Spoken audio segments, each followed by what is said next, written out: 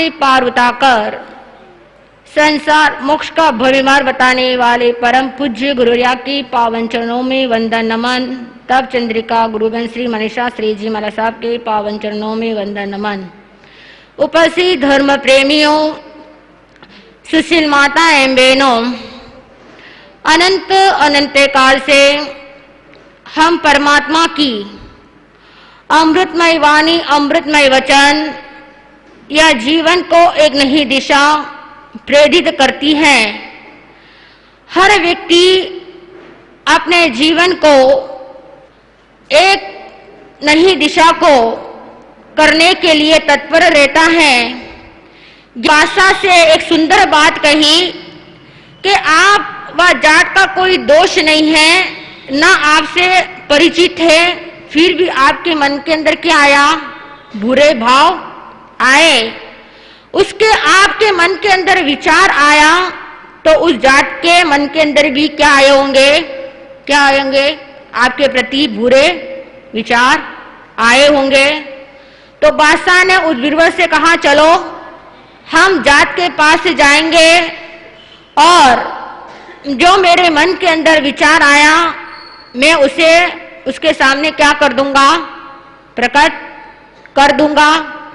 बादशाह और बीरबल उस जाट के पास पहुंचे और कहा कि जो मेरे मन के अंदर विचार आए हैं, तो आपके जो मेरे मन के अंदर विचार आया तो आपके मन के अंदर भी मेरे प्रति क्या आया होगा? बुरा विचार। उस जात ने कहा, मेरे आपके प्रति मेरे को भी क्या आए? विचार। मैं सोचा कि जो आपकी दाढ़ी है उसे मैं अब इसी समय क्या कर दूंगा? उतार फेंक दूंगा। उसने कहा, बीरबल ने कहा, देखो कि आपके मन के अंदर भी क्या आया था? इस जाट को मरवाने की आपने क्या बनाई योजना? काला नहीं रंगवाऊं, पीला नहीं रंगवाऊं, काला नहीं रंगवाऊं, पीला नहीं रंगवाऊं, अपने ही रंग में रंग दो चुनरिया, अपने ही रंग में रंग दो चदरिया। वीर प्रभु जी मेरी रंग दो चुनरिया, वीर प्रभु जी मेरी रंग दो चदरिया। ऐसा रंग रंगना जो कभी नहीं उतरे, ऐसा रंगना जो कभी नहीं उतरे, धोऊं में चाहे सारी उमरिया, धोऊं में चाहे हरिया। अनंत ज्ञान दर्शन के धारक, जगत जीवों पर अनन्य उपकार करने वाले चरम तीर्थेश शासनपति श्रमण भगवान महावीर स्वामी को एवं उपकारी समस्त गुरु भगवंतों के चरण कमलों में हृदय की अनंत आस्थाओं के साथ कोटिशः वंदना अर्ज करने के पश्चात गुरु मिश्री कमल कन्हैया धर्म सभागार में उपस्थित समस्त धर्म प्रेमी सुज्ञ श्रोताओं, सुशील माताओं एवं बहनों, परमात्मा की दिव्य वाणी जिस भाग्यशाली आत्मा के जीवन में उतर जाती है उसके जीवन का कल्याण हो जाता है। परमात्मा के वे दिव्य संदेश जम्बू कुमार ने अपने जीवन में उतारे, मृगापुत्र ने अपने जीवन में उसको आश्रय दिया, एवंता मुनि ने परमात्मा के वचनों को स्वीकार करके अपने घर के सदस्यों की अनुमति लेकर परमात्मा के चरणों में समर्पित हो गया। सचमुच परमात्मा के वे दिव्य वचन हमारे जीवन में अच्छे लगना चाहिए, तभी उसके प्रति हमारे हृदय में अहोभाव जागृत होगा। जहां तक देव और गुरु के चरणों में बैठकर हम उनसे दिल से नहीं जुड़ पाते हैं, तब तक जीवन के अंदर भक्ति घटित नहीं होती। जीवन में भक्ति उत्पन्न हो, अपने जीवन में भक्ति सार्थक हो, इसके लिए हमें देव और गुरु से जुड़ना बहुत जरूरी है। और जब भाग्यशाली आत्मा जीवन में परमात्मा की वाणी से अपने आप को जोड़ लेता है, तो उसके जीवन में अद्भुत आनंद की प्राप्ति होती है। और इसलिए ज्ञानी कहते हैं कि कुंडली में शनि और दिमाग में मणि और जीवन में, कुंडली में शनि और दिमाग में मणि और जीवन में कभी दुश्मनी नहीं आने देना चाहिए। यदि ये तीन बातें हम अपने जीवन में अच्छी तरह से सीख जाते हैं, तो जीवन को हम बहुत ऊंची पराकाष्ठा पर ले जाकर एक दिन स्वयं परमात्मा बन सकते हैं। हम कितने लोगों से दुश्मनी बांध लेते हैं, किसी को भी अपना शत्रु मान लेते हैं, जबकि उसके पीछे वास्तविकता कुछ और होती है।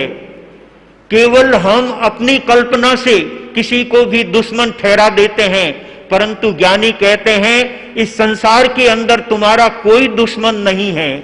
सच्चे अर्थों में अगर कोई तुम्हारा दुश्मन है तो तुम्हारी बुरी आत्मा है।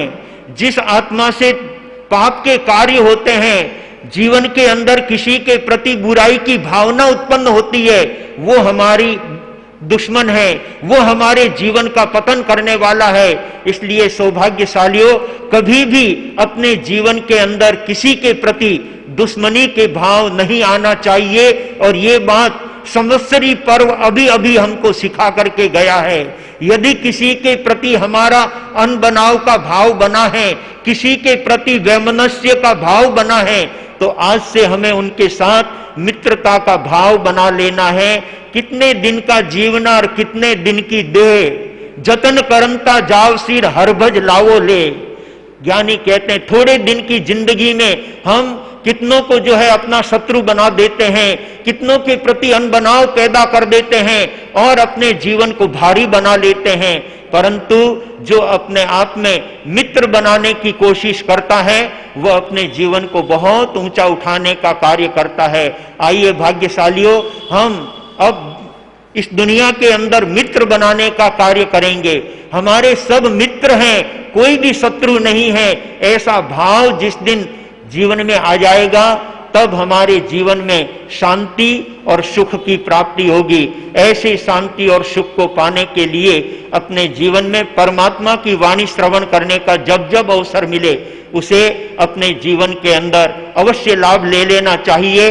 परमात्मा की वाणी हमारे जीवन में अद्भुत परिवर्तन लाने वाली होती है, जीवन को बहुत पावन बनाने वाली होती है। और इसके लिए सबसे पहले जवाबदार होते हैं माता पिता। माता पिता अपने बच्चों को अच्छे संस्कार देते हैं, बच्चों के जीवन में नैतिकता और प्रामाणिकता के भाव उनके जीवन में भरते हैं। तो वे बच्चे अपने माता पिता के द्वारा विरासत में अच्छे नैतिक संस्कार पाकर के अपने जीवन को ऊंचा उठाने वाले होते हैं। माँ बाप अपने पुत्र पुत्रियों के लिए कितना कितना कष्ट देखते हैं, कितना कितना दुख झेलते हैं और अपने बच्चों के जीवन का निर्माण करते हैं। सचमुच में माँ बाप के उपकारों को यदि हम याद करने बैठे तो उनका एक एक उपकार जिसका बदला हम एक जीवन के अंदर नहीं चुका सकते, इतने अद्भुत उपकार माँ बाप के संतान के ऊपर होते हैं। इसलिए भाग्यशालियों, हमें अपने माँ बाप के संस्कारों से, अपने माँ बाप के उपकारों से उपकृत होने के लिए उनकी हृदय से सेवा करनी चाहिए और अपने माँ बाप को परमात्मा की भक्ति में जोड़ने का कार्य करना चाहिए। जो पुत्र अपने वृद्ध माता पिता को परमात्मा की भक्ति में लगाते हैं, देव गुरु की भक्ति में लगाते हैं, वो माँ बाप के उपकारों से हल्के बनते हैं। उनके अन्य उपकार करते हुए उनके प्रति अपनी अनन्य सेवा की भावना रखते हुए जब हम उनके प्रति समर्पित होकर के सेवा का भाव लेकर के चलेंगे, तभी हम उनके उपकारों से और उनके द्वारा किए गए सुंदर सद्भावनाओं से हम उपकृत हो सकेंगे। एक कवि ने बहुत ठीक कहा है, इतनी सुंदर बात है, और आज के प्रवचन से हर व्यक्ति को ये प्रेरणा लेकर के जाना है कि जिन माता पिता ने अपने दुख झेल करके, कष्ट सहन करके हमारे जीवन को जन्म से लेकर पढ़ाई लिखाई और हमको सब तरह से पैरों पर खड़ा करने के योग्य बनाया, ऐसे माँ बाप के प्रति हमने अपनी तरफ से क्या अदा किया, ये बात यदि हम सीख जाएंगे तो हम परमात्मा से भी जुड़ने की कोशिश करेंगे, तो ही हम गुरु से जुड़ने की कोशिश करेंगे। जो अपने माँ बाप का नहीं हो सकता वो गुरु का क्या होगा, वो परमात्मा का कैसे हो सकता है। इसलिए एक बाप की व्यथा एक सुंदर भावनाओं के साथ आपके सामने प्रस्तुत करते हुए एक कवि ने कहा है,